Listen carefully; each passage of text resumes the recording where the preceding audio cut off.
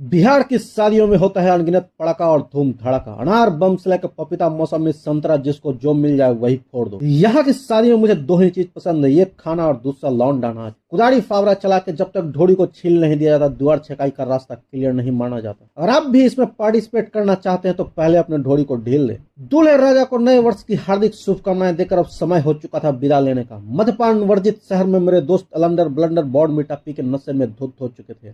गाड़ी में बजती भोजपुरी संगीत ने संजीवनी का काम किया और मुरझाए तरियों में फिर से लचक ला दी। राजा रंगबाज का मिजाज बनने में समय नहीं लगा, सीट पर बैठे ही कमरिया को लॉलीपॉप बनाने का प्रयास करने लगा।